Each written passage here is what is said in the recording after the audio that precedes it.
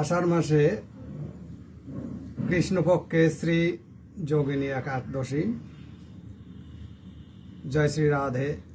আজকে আমরা যোগিনী একাদশীর সম্বন্ধে আলোচনা করব। এই একাদশী ব্রহ্মবৈবর্ত পুরাণ থেকে নেওয়া হয়েছে। ব্রহ্মবৈবর্ত পুরাণ থেকে যে যুধিষ্ঠির এবং শ্রীকৃষ্ণের দুইজনের মধ্যে কথোপকথন, সেই সম্বন্ধে আজকে আমরা আলোচনা করব। এই একাদশী ব্রহ্মবৈবর্ত পুরাণে যুধিষ্ঠির কৃষ্ণ বার্তা রূপেতে ব্যাখ্যানে। যুধিষ্ঠির কহিলেন, হে কেশব শ্যাম, আষাঢ়ে কৃষ্ণ যেয় একাদশী নাম। যুধিষ্ঠির কৃষ্ণকে বলল, হে শ্যাম, আষাঢ় মাসে যে কৃষ্ণ এক পক্ষে একাদশী হয়, সেই একাদশীর সম্বন্ধে আমাকে বলুন, তার কি নাম, কি তার মাহাত্ম্য, তাহা কহিব এখনে। শ্রবণ করিতে মম পিপাসিত মন।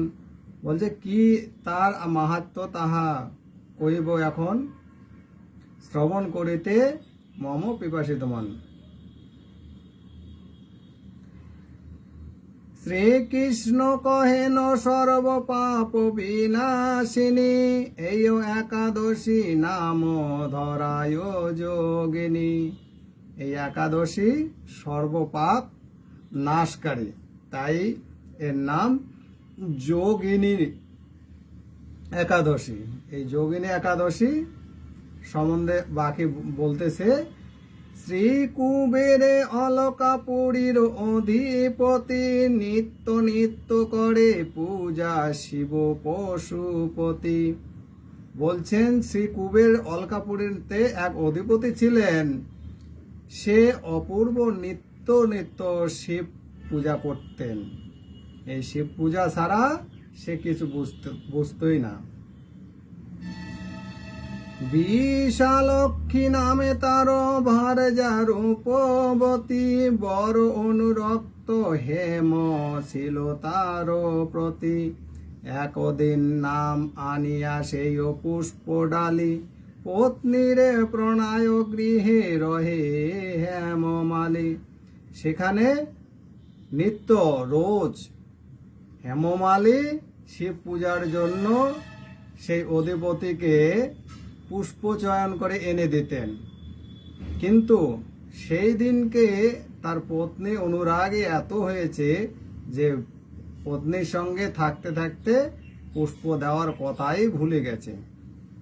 সে সেই দিন পুষ্প আনেনি বা তাকে দেয়নি। ক্রমে ক্রমে বেলা তবে চলে দ্বিপ্রহরে, কুবেরে পূজিতে নাহি পারে মহেশ্বরে।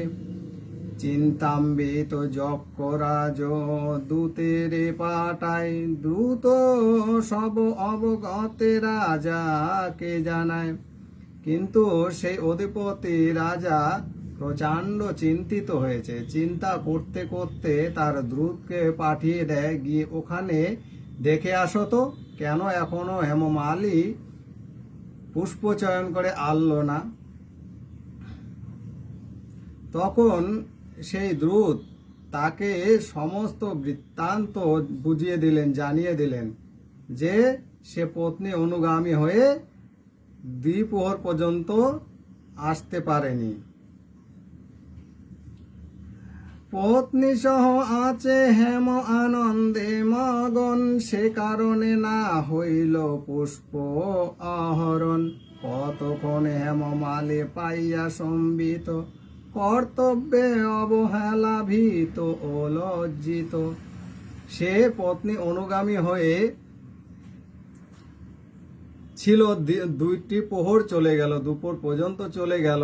এখন হঠাৎ করে সে মনে পড়ল যে সে পুষ্প আহরণ করতে পারেনি। তাই এই পুষ্প আহরণ না করাতে তিনি অনেক ভীত হলেন এবং চিন্তিত হয়ে গেলেন যে এখন আমার কি হবে।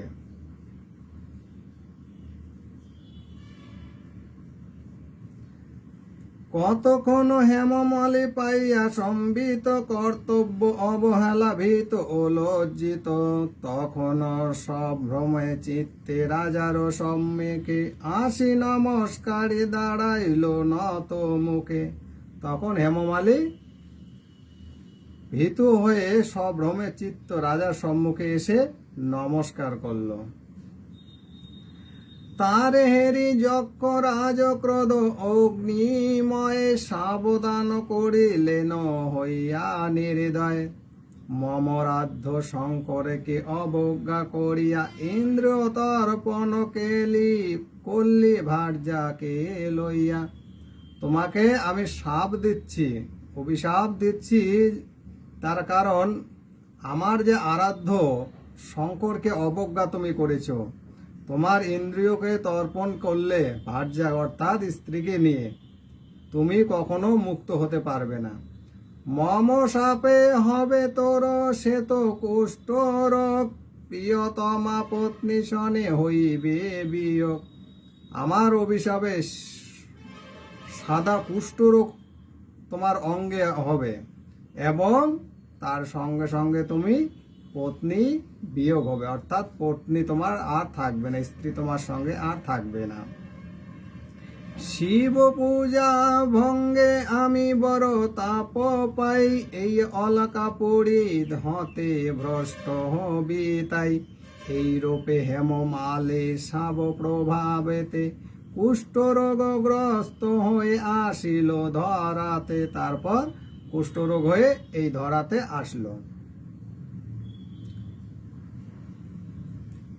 দেহে পুঞ্জ রক্ত সদা বহির্গত হয়, জঙ্গলে ভ্রমণ করে বহু কষ্ট পায়।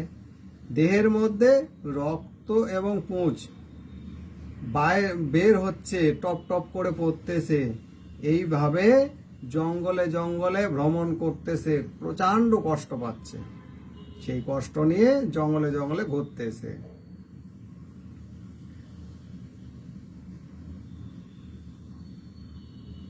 কিন্তু শিব ভক্তি প্রভাবে নিরন্তর তাহার স্মরণ শক্তি আছিল প্রখার।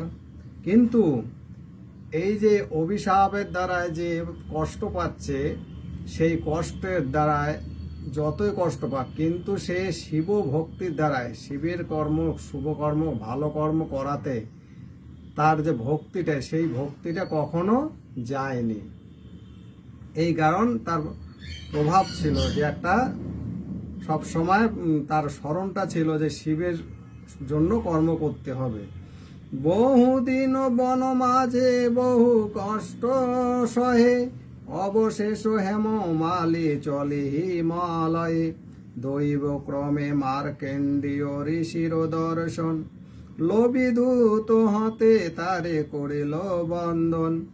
মুনি দ্বারা জিজ্ঞাসিত হয়ে এত পর, সকল বৃত্তান্ত হেম কহে তদুত্তরে।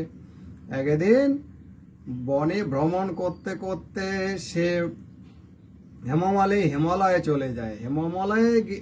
হিমালয়ে গিয়ে দৈবক্রমে মার্কেন্ডীয় ঋষির দর্শন পেলেন। সেই মার্কেন্ডীয় দর্শন পেয়ে তার জীবনের সমস্ত বৃত্তান্ত সে বলতে লাগলো।